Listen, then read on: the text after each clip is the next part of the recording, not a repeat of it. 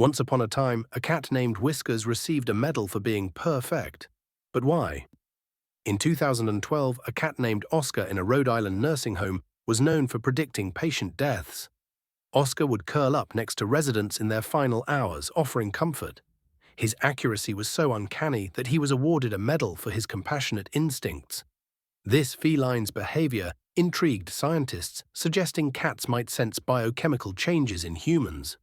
Who knew a cat could be a caregiver? If you enjoyed this tale, hit the like button, subscribe, and leave a comment.